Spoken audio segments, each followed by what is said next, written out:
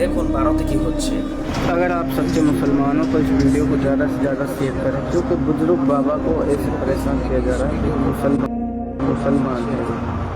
अगर आप सच्चे मुसलमान हो तो इस वीडियो को ज़्यादा से ज़्यादा शेयर करें क्योंकि এই মুসলিম মুরব্বীটার অপরাধ কি ছিল?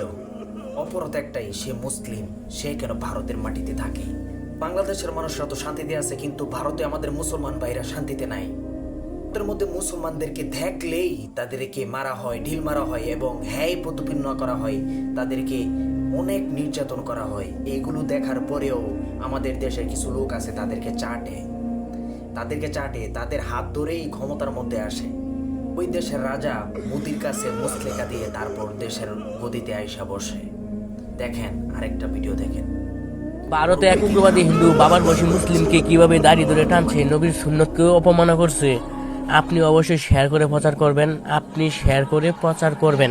আপনারা তো এই ভিডিওগুলো দেখলেন, আর আপনারা আমাদের এই বাংলাদেশের মধ্যে একটু তাকায় দেখেন বাংলাদেশের হিন্দুরা কত শান্তিতে বসবাস করছে। তারপরে দেখবেন ওই যে হকার সাংবাদিক বলে বাংলাদেশ থাকবে না বাংলাদেশ। এখন আমাদের মুসলমান ভাইদের উপরে এত নির্যাতন তোমরা করতেছো। এখন যদি আমরা বলি যে তোমাদের চিকেন নেক থাকবে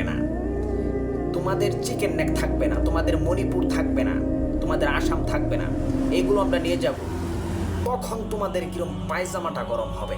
আমরা তো তোমাদের হিন্দু ভাইদেরকে নির্যাতন করি না, তারপরও তোমরা আমাদের উপর গুজব চালিয়েছিলা ময়ূর। আর এখন সত্যি সত্যি আমাদের মুসলমান ভাইদের উপর আক্রমণ হচ্ছে এবং উগ্রবাদী হিন্দুদেরকে বলতেছি, তোদেরকে যে তোমরা ধরাম ধুতি গরম করে ছেড়ে দেন, কথাটা মাথায় রাখিস।